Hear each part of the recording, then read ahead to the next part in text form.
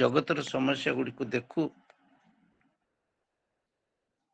ତାହେଲେ ଆମମାନଙ୍କୁ ଅନେକଙ୍କୁ ଏହା ମର୍ମାହତ କରିଥାଏ, ଚିନ୍ତିତ କରିଥାଏ, ଭାବିବାକୁ ସୁଯୋଗ ଦେଇଥାଏ ଯେ ଆଗକୁ କ'ଣ ଘଟିବାକୁ ଯାଉଅଛି। ଆମମାନେ ଏଇ କିଛି ଦିନ ତଳେ କେବଳ କୃଷର ବିଷୟରେ ଶୁଣି ଆସୁଛୁ, ଆଉ କୃଷର ସମସ୍ୟା, କୃଷ ଆମମାନଙ୍କୁ କ'ଣ କଥା କୁହେ, କ'ଣ କହୁଅଛି ସେ ବିଷୟରେ ମଧ୍ୟ ଶୁଣୁଅଛୁ।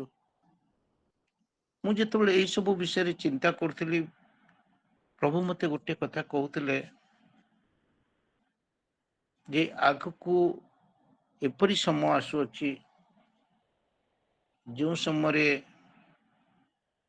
ତୁମ ପ୍ରତ୍ୟେକଙ୍କୁ ତାଡ଼ନାର ଭୟ ରହିବ। ଗତକାଲିର ଘଟଣା, ଆଉ ମୋର ପୁଅ ମୋତେ କହୁଛି ଯେ ବାବା ସମୟ ଆସିଯାଇଛି, ଏବେ ମୁଁ କିଛି ଜାର୍କିନ୍ କିଣି ଆଣିବି, ମଗେଇ ଦଉଛି, ଆଉ ସେଥିରେ ମାନେ ପେଟ୍ରୋଲ ଭର୍ତ୍ତି କରିକି ରଖିଦବା। କାରଣ ଏ ସମୟ ଆସୁଛି ଯୋଉ ସମୟରେ କି ଆଉ କିଛି ଦିନ ପରେ ଆମମାନଙ୍କୁ ହୁଏତ ସବୁବେଳେ ପେଟ୍ରୋଲ ମିଳିପାରେ, ଯେହେତୁ ଆମେ ଆର୍ମିରେ ଅଛୁ, କିନ୍ତୁ ପବ୍ଲିକ ମାନଙ୍କୁ ସରକାରୀ ଗାଡ଼ି ଛଡ଼ା ଅନ୍ୟ ଗାଡ଼ି ମାନଙ୍କୁ ପେଟ୍ରୋଲର ଏତେ ଅଭାବ ଆସିବ ଯେ ତୁମମାନଙ୍କୁ ମିଳିବ ନାହିଁ।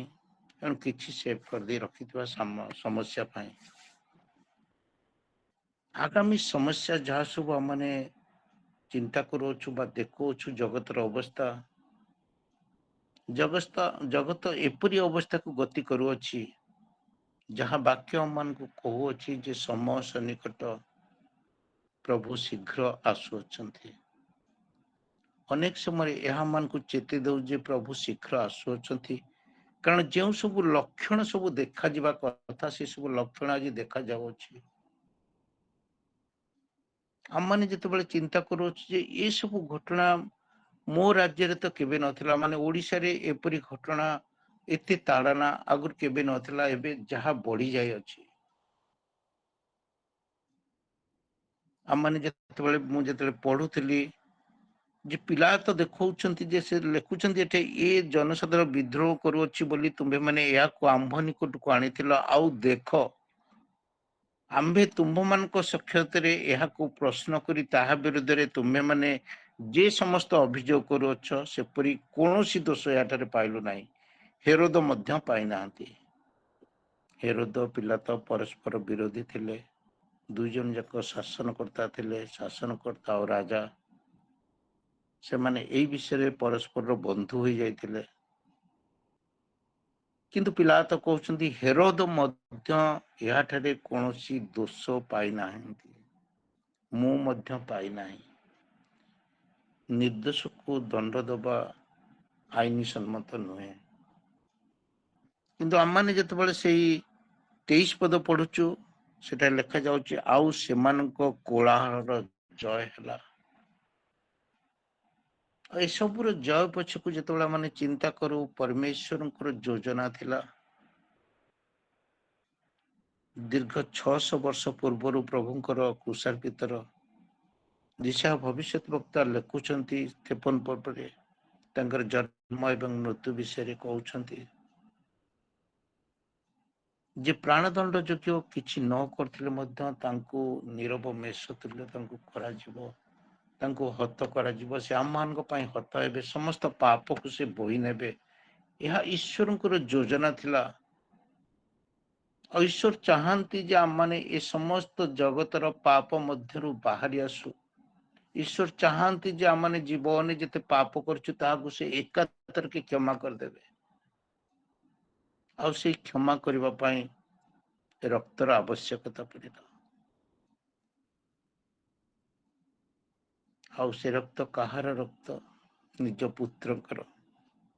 ନିଜ ପୁତ୍ରଙ୍କର ରକ୍ତରେ ସେ ଆମ ପ୍ରତ୍ୟେକଙ୍କୁ ଧୋଇଦେଲେ, ପରିଷ୍କୃତ କଲେ, ପାପ ମୋଚନ କଲେ,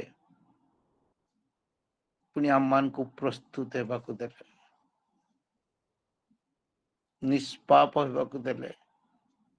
ଆଉ ସେ ଚାହିଁଲେ ଯେ ମୁଁ ଏମାନଙ୍କୁ ସମ୍ପୂର୍ଣ୍ଣ ରୂପେ ଧୋଇଦେବି, ଯେପରି ମାନବ ଜାତି ଯେ କି ମୂଳରୁ ପାପୀ ହୋଇଯାଇଅଛି ତାକୁ ସବୁଦିନ ପାଇଁ ପାପ ମୋଚନ କରିଯିବି। जे केही मोठारे विश्वास करे से भी नष्ट न होई अनंत जीवन प्राप्त हेबो केवल विश्वास द्वारा।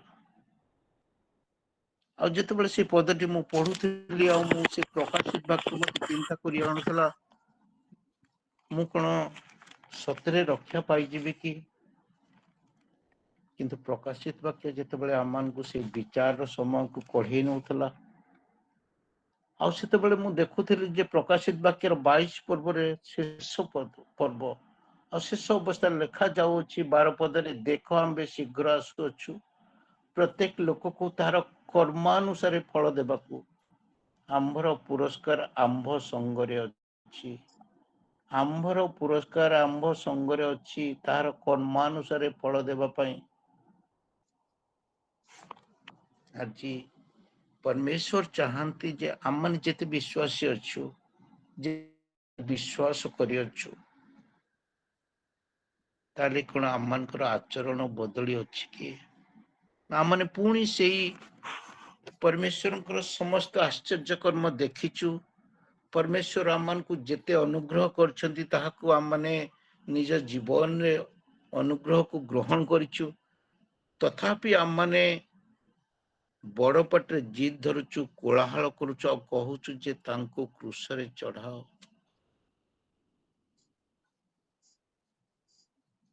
और शेष रे कह जाऊ जे सेमानकर कोलाहल रो जय हैला। आज मध्य आमने प्रभु जीशु को सेई कष्ट देउछु, जो कष्ट से दिन गेत्सेमनी बगीचारे पाइथिला और से कहउथिले, परमेश्वर पिता तुमर यदि इच्छा थाए ताले एही पान पात्र मोठरू दूर को नियो,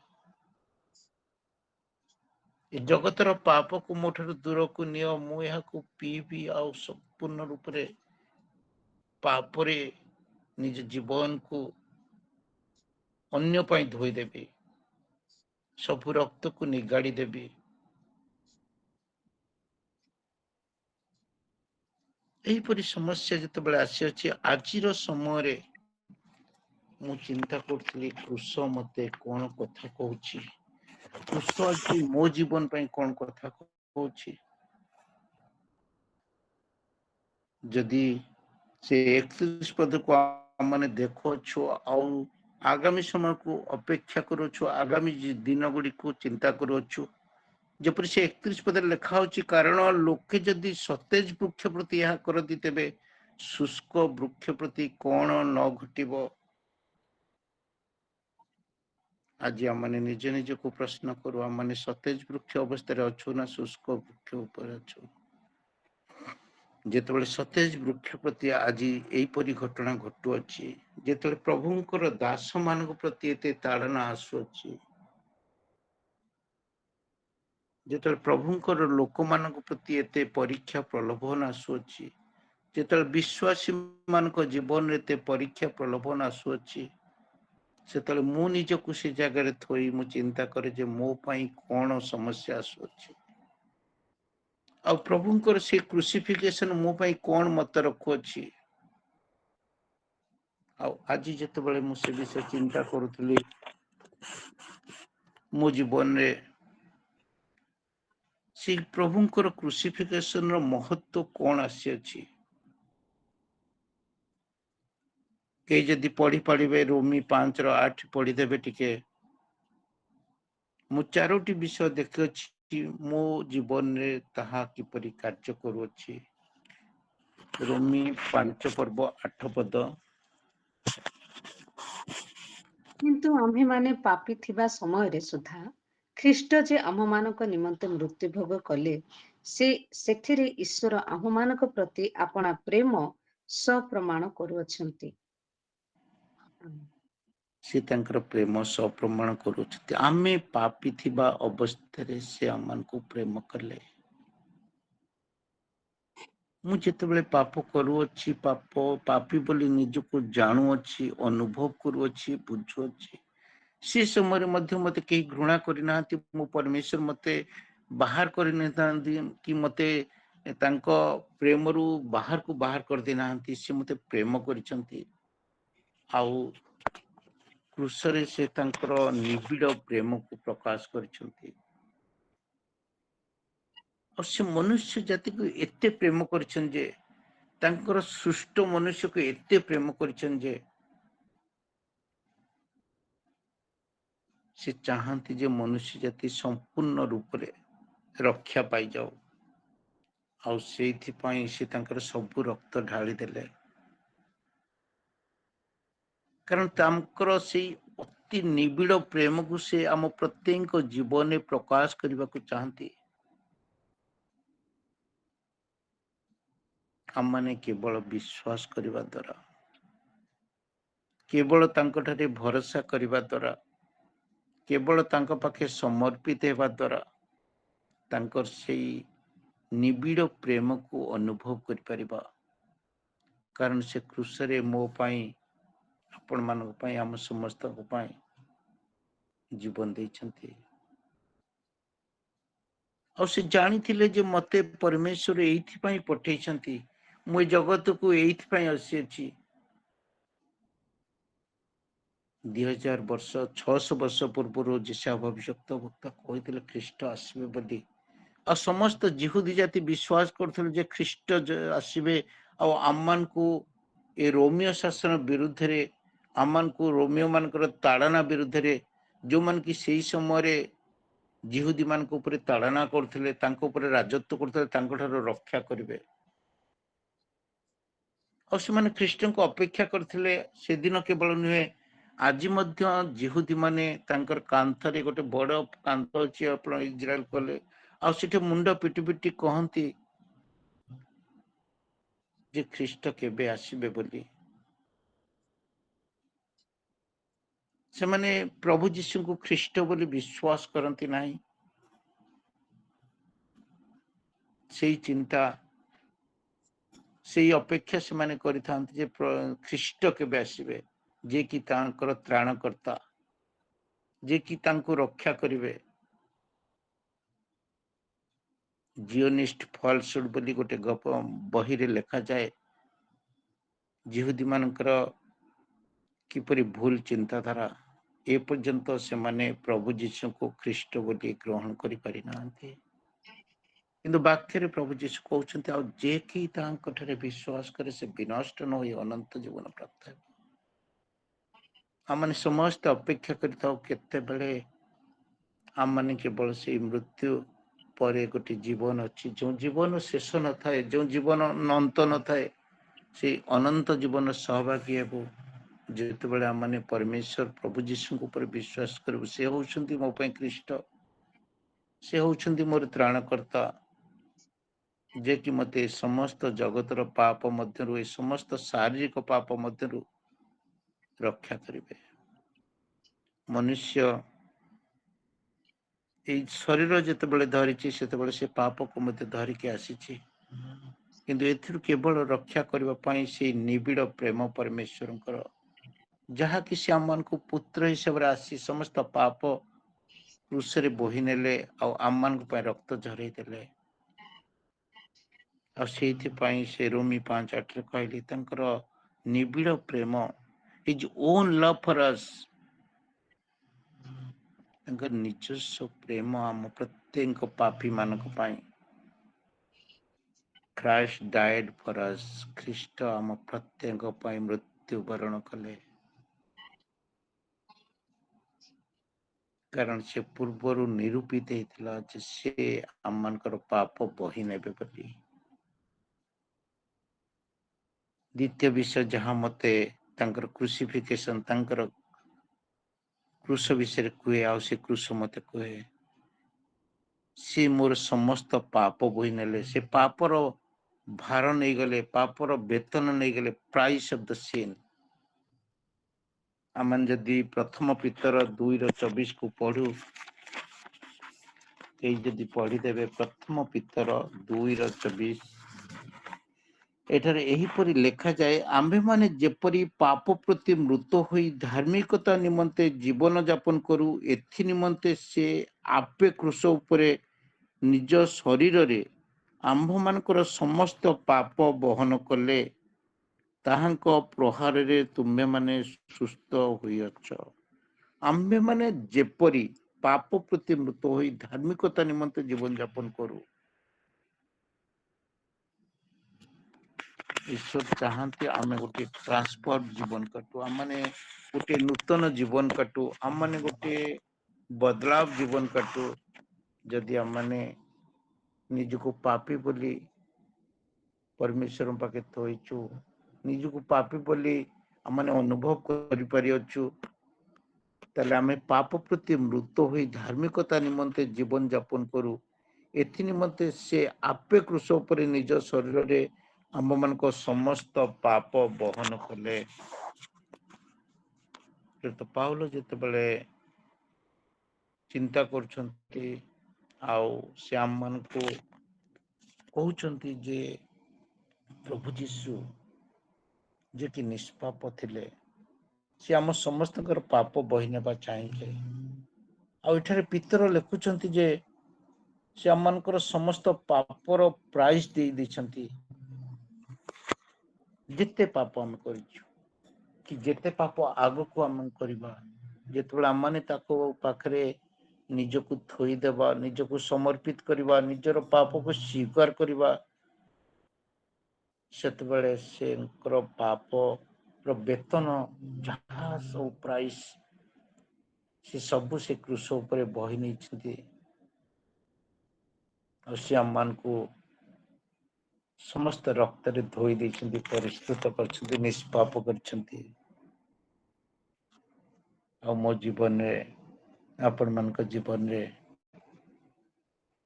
प्रभु जीशु निष्पाप हेबा पई जो बहिना स्वरूप समस्त पाप पई निजर रक्त दे देछंती ताको आज हम माने अनुभव करबा को दरकार होची तृतीय रे हम माने देखुछु he brings me forgiveness and freedom से मो जीवन रे क्षमा देछंती आ स्वाधीनता देछंती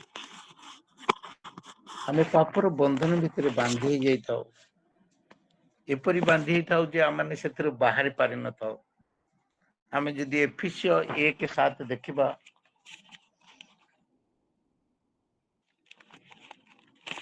ए जदि पारिबे जदि पढ़ी देबे एफिसियो 1:7 पदरे लिखा जाउची ताहांकर अनुग्रह रूप निधि अनुसारे आम्भे माने सेही प्रियतम गोठारे ताहांक रक्त द्वारा मुक्ति अर्थात अपराध सबको क्षमा प्राप्त होइछु हम माने सेही प्रियतम ठारू ताहांक रक्त द्वारा मुक्ति प्रभु जीशु जितबे क्रूसार्पित हेले तांकर सेही क्रूसार्पित जगो तांकर से रक्तर द्वारा माने प्रत्येक मुक्ति पाइछु फ्रीडम पाइछु पापर बंधन रो मुक्ति पाइछु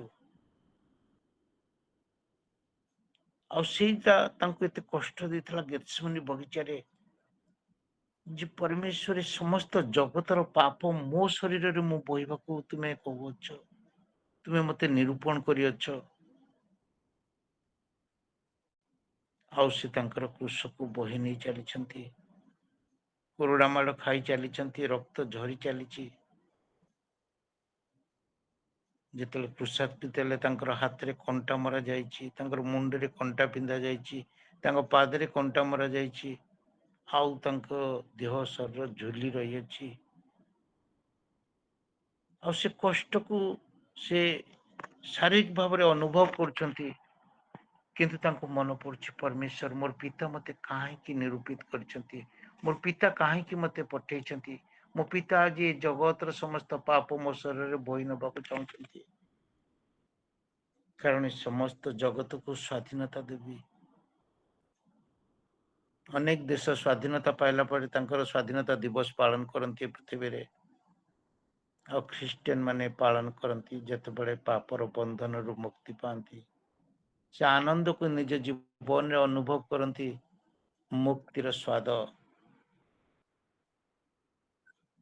जितेबाला आम मैंने परमेश्वर प्रभु जीशुकर से रक्त को मन पकाऊ तांकोठारे समर्पित हो जितेबाला निजर त्राणकर्ता हिसाब से ग्रहण करू रक्षाकर्ता हिसाब से ग्रहण करू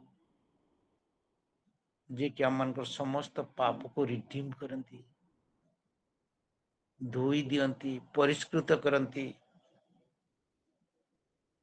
और से आम को क्षमा करती। ये क्षमार अनुभूति प्रत्येक विश्वासी जीवन में थाए। ये स्वाधीनतार अनुभूति प्रत्येक विश्वासी जीवन में थाए। आम जिते अनुभव करूचे मु पापी और मो पाप पर परमेश्वर जीवन देइछंती। मो पाप पर प्रभु ये जगत को आसिले और ताहा निज जीवन रे निज शरीर रे बही नेले।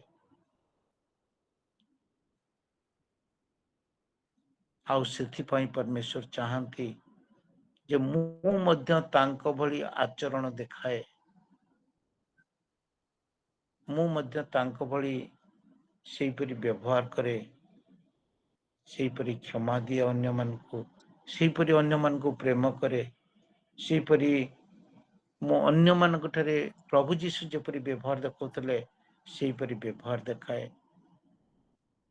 किंतु आज अनेक समय आम जो निजको झांकी देखू आम मैंने से भिड़े थिबा लोक मान भली व्यवहार करू जो मान की गत काली खजुरी बाउंगा धरी होसाना होसाना कहते, जो मैंने गत काली से सुस्थता को देखी थिले, जो मैंने कि गत काली समस्त वाक्य शुणी थिले, जो मान की ईश्वरित जिहुदा भली सांगरे थिले, शिष्य हिसाब से तापर दिन आम व्यवहार बदली जाउछि, आम चालीचरण बदली जाउछि, आम पुणी से विश्वासघातक परि होउछु, जगत सहित मिसी जाइछु। आम जीवन आज अलग जीवन नुहे, आम से परी अच्छु जेपरी गत काली थिलु। खाली आम निजको ख्रीस्टियान बोली कहूछु सत, किंतु ख्रीस्टियान जीवन, ख्रीस्टियान चरित्र, ख्रीस्टियान चारित्रिक जीवन आम पाखे। किंतु प्रभु जीशु चाहती जो मु तुमको स्वाधीनता देछि, तुम्हें आउ से परी पाप कर नाही। मु तुमको सुस्थता देछि, तुम्हें आउ से परी भूल कर नाही, से परी पाप कर नाही, से परी मंद कार्य कर नाही। तुमरा आचरण बदली जाऊ।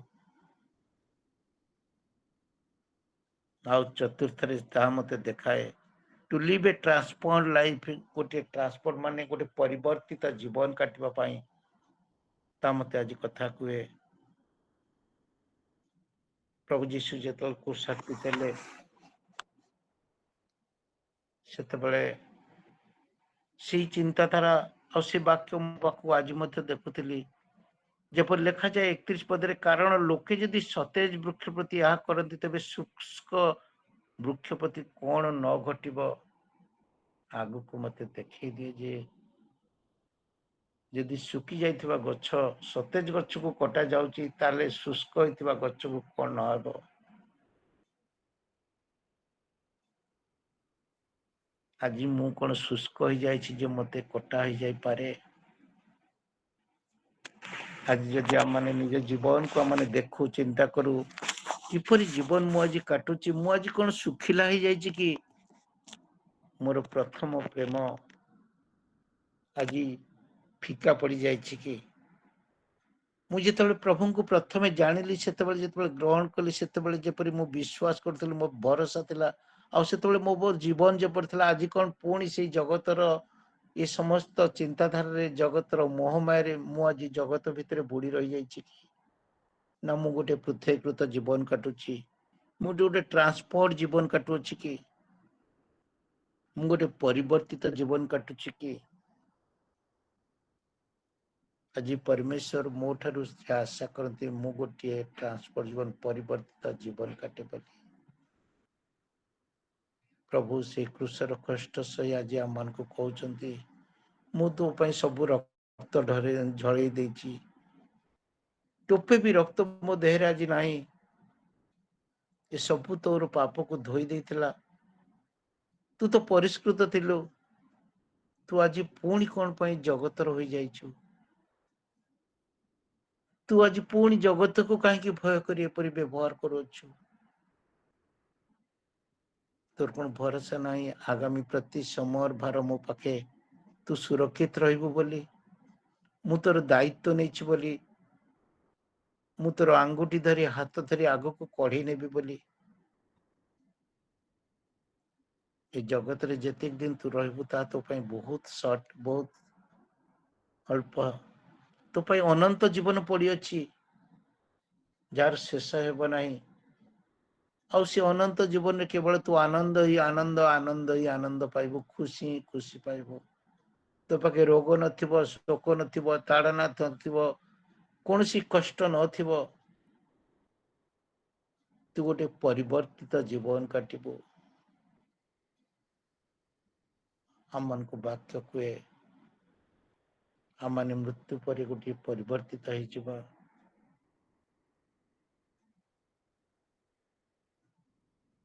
और सेही परी जीवन परमेश्वर हम मन टू सबुदिन आज आशा करती।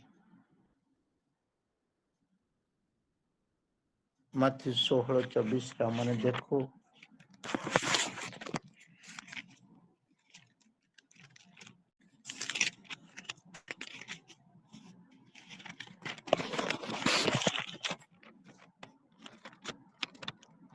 सेतबेले यीशु अपना शिष्य मान कहले, केही जेबे मोर अनुगामी हेबाकू इच्छा करे तेबे से आपना को अस्वीकार करू, पुणी आपना क्रूस घेनी मोर अनुगमन करू। अपना क्रूस घेनी मोर अनुगमन करू। ए जगतर क्रूस आज भी कष्टकर, आज भी समस्या युक्त, आज भी बहुत कष्ट देता है। किंतु परमेश्वर चाहती जे जगतर क्रूस धरी तुम अनुगमन कर, आ मु तोर साथी रे अच्छी। जेपरी आम माने देखु जे सही 23 पदरे लिखा जाउछि, जेपरी कुरुणिया सिमोन से क्रूस को बोही नहीं दिला। परमेश्वर कहते मु तोर क्रूस को बोही नहीं जीवी। हुए तो तू आज समस्या रे अच्छु, हुए तो तू आज रोग भितर अच्छु, हुए तो तू आज बहुत कष्ट पावछु, ताड़ना पावछु, हुए तो तोर आगु को तते अंधकार दिशुअछि, आ तू अंधकार रे किपरि चालिउ बोली रास्ता पाउ ना हो। किंतु मु तो पाखरे ठिया आइछि, मु तो साथी रे अछि, तो पाखरे अछि, मु तो पई जीवन देई सारिछि, तू मोर ही सारिछु। आगामी समस्त रास्ता मु तते धरिकी चलिबी, तू मो साथी रे चलिबू। केवल तू मो पाखरे निजको संपूर्ण रूपे समर्पित करिदे।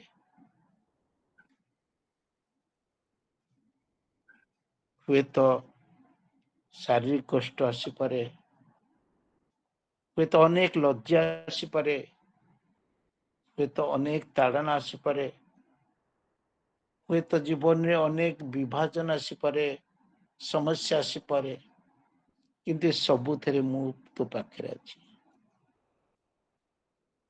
ए समस्त कष्ट सहित,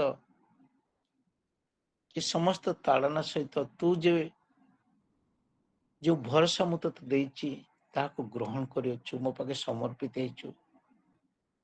मु तते सेही भरोसा देउछि, आगामी प्रति समय प्रति मुहूर्त मु तते छाड़िबी नाही, केबे भी छाड़िबी नाही।